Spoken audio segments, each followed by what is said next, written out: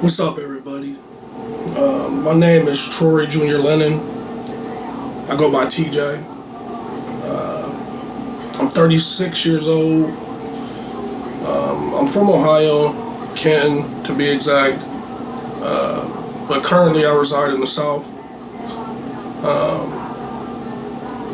I want to share some of my thoughts today on some of the things that are in the news, some of the recent events, current events that people are talking about, that you have conversations with people on a regular basis,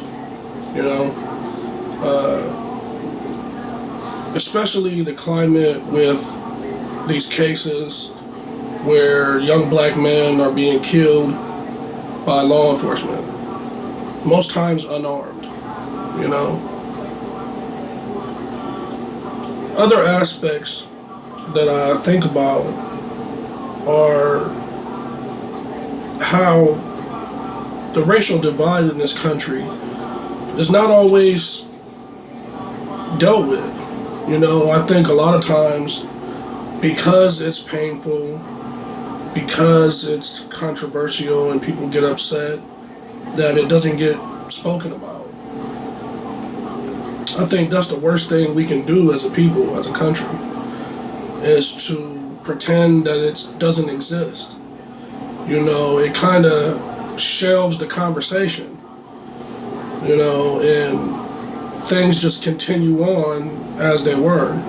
I don't think we can really affect change as a people if we don't,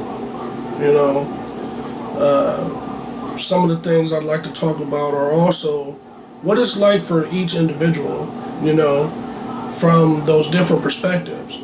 Whether you're black, whether you're white, whether you're Asian. Me particularly, I'm biracial. My dad's black, my mom's white. In that, I hardly ever see people that are biracial weighing in on it. I've observed that a lot of biracial people, they kind of skate their way out of it by saying, I don't identify with either side, or I'm not either one, stuff like that. I think that people that are both races have a unique perspective on this. I think that what they have to say is important. And it puzzles me as to why we, as biracial people, are not being more vocal. Another thing too is that a lot of times when I talk to other people about it, you get the same kind of viewpoints. People don't inject any new ideas to the conversation. I believe that by doing so, we can affect change. So when I was young, I was a knucklehead. My parents were great parents. My father, I watched him get up at like 4 a.m. and go to work, and he wouldn't come home until damn near dark time. So I know he worked his ass off to be able to provide for me, for my sister, for my niece, for my mom too. Both of my parents are intelligent people. Both of my parents graduated from high school.